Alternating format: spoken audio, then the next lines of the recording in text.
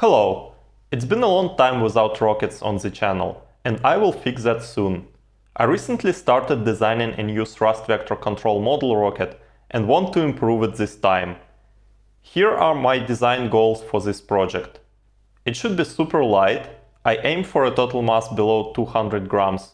It should be entirely 3D printed, including the airframe, and it should use my custom-built servo motors for the thrust vectoring mount. It's quite a long story about why custom servo motors are essential. I will explain it after finishing the new gimbal mount. I already have a new flight controller board that is mostly based on my previous RR design. It deserves a separate video, so subscribe and you won't miss it. By the way, this board was made by GLC PCB. I have used their PCB manufacturing services for several years and have only positive feedback. So I was happy when they reached out and offered their sponsorship. They provide excellent quality, great capabilities even for standard grade boards I order, and the lowest price on the market. And what I found very special is their huge component library. I pick components for my project there. Later I can decide whether to get components and assemble the boards myself or use GLC PCB assembly service, where they'll source and place all the parts for me. That simplifies logistics a lot. So check out GLC PCB if you need circuit boards. They also offer other services, such as 3D printing and CNC machining. Check it out. I started this project with the part that I failed last time, the parachute system. The previous design was too complicated and extremely hard to repack, so I decided to focus more on simplicity and usability this time. Of course, it still needs to be very light and purely mechanical, without pyrotechnics. This time I also want to combine it with a nose cone. The general idea is to make it like a payload bay of a real rocket, a fairing made of two shells that could be separated, releasing a parachute. Quite a simple idea. But the biggest concern is that the parachute lines could get entangled with shells. So ideally these shells should not just detach from the rocket. I need to find a way to eject them with enough force, make them get away as quickly as possible. So I need to make a tiny spring that stores energy and a release mechanism, all with a very tight mass budget. First, I considered using metal springs or rubber bands, but I didn't find a suitable design option that I liked. The second thought was to make a small plastic spring. I have some experience printing springs and know that PETG filament works great for it. So I drafted this shell design with a spring. And it didn't work. The spring was too weak, and it's bigger problem than I thought. You see, we need to be able to store enough energy in the spring, right? Here is a formula for spring potential energy. Here delta x is spring displacement and k is the spring constant defined with this force formula. If we combine these two, we will get this. The energy of a compressed spring is proportional to force and displacement. So, to store enough energy, we either need to have a powerful spring that creates a lot of force over low displacement, or have a weaker spring displaced over a greater distance. Both cases are bad for me. Significant force can bend thin parts like this, and hard to handle generally, while significant displacement makes the spring physically large, which leads to an ugly design. And this was quite disappointing, because I liked the idea of plastic springs.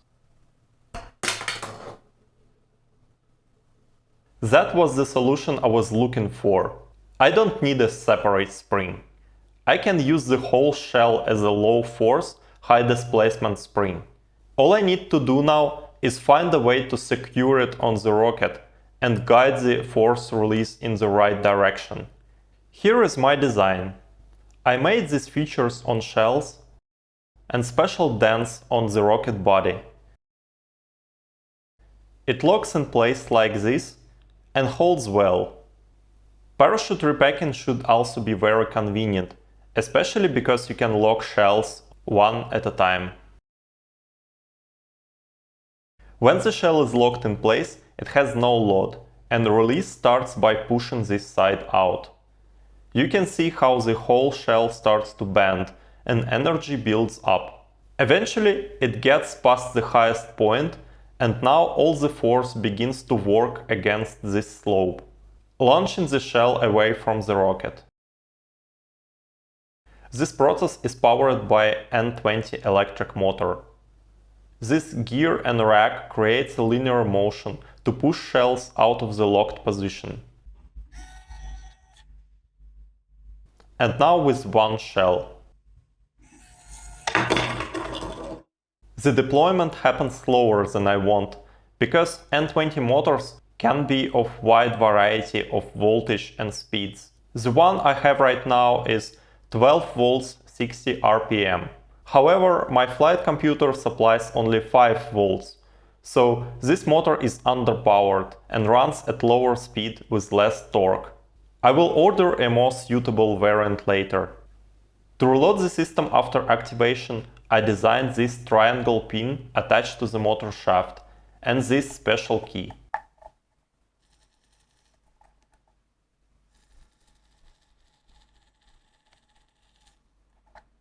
Let's test it out.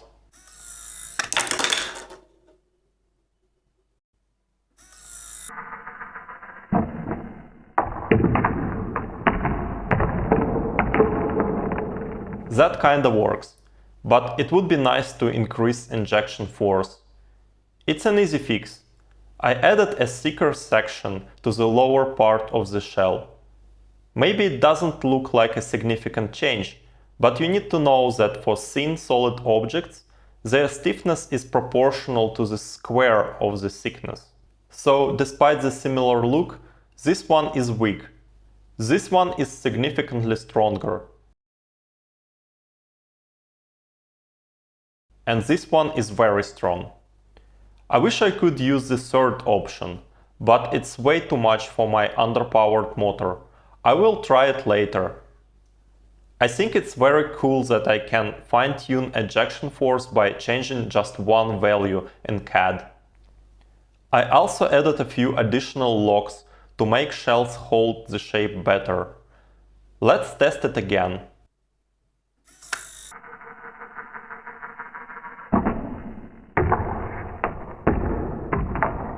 I think it's way better now. That was the first version that I tested for real. But first I need to attach electronics. That's an easy task. The system is just a regular DC motor, and the simplest way to control it by using low-side N-type MOSFET. I have this circuit as a part of my flight computer. The motor connects here, and the current starts to flow like this when the microcontroller sends a high signal to the MOSFET's gate. This diode here could be important. The motor is an inductive load, and it accumulates energy in the form of magnetic field when the current is running through it. When you close the MOSFET, the motor will force current to keep flowing through the closed MOSFET until all the energy is released. Maybe it can handle such a punch, but it's better to give an easy alternative way for the current. With this diode, the current will circulate through the motor and gradually decrease. Other components here are less important, but nice to have. This resistor limits gate current during MOSFET switching, protecting your microcontroller from overloading its logic output. These two resistors are what I use for continuity detection. By checking the voltage here, I can determine if the motor or other load is connected or not. Using this scheme, you can connect this parachute system to the microcontroller of your choice. In my case, I only need to crimp a connector and plug it into my flight computer. To mount the flight computer and battery, I made this cup-like compartment. This part will not be included in the rocket, it's just for testing the parachute. And I also need a parachute. I have a piece of special parachute fabric, and I cut 50 cm pentagon-shaped parachute with 8 cm spill hole in the middle for better stability. To attach lines, I fold corners with a bit of super glue, then drill a hole.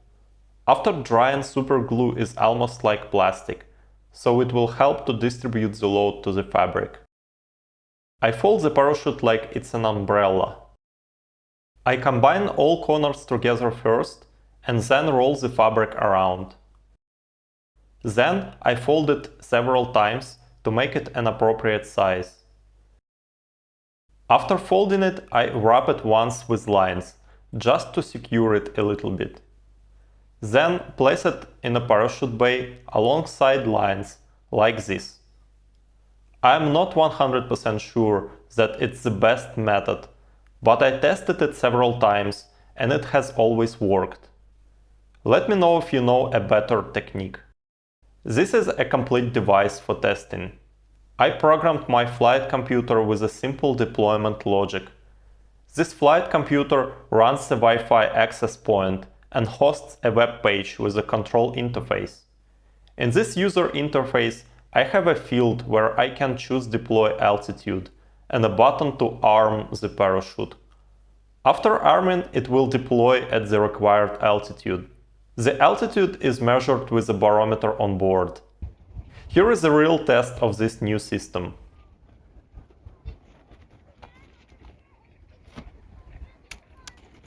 That's just what I need. It's light, simple, easy to pack, and it just works. The only thing that makes me upset is this gap. Not cool, right? So I redesigned this section and added a pair of locks to support the upper portion. If you want this thing for yourself, you will find all design files in the description. And you don't need my board for it.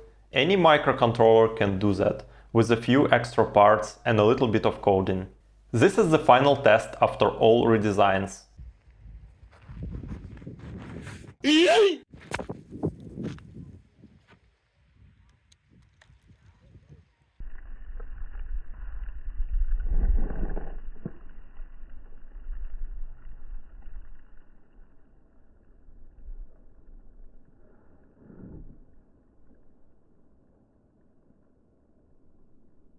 Please like and subscribe if you enjoyed this video. Don't miss other videos about the new rocket. Take care!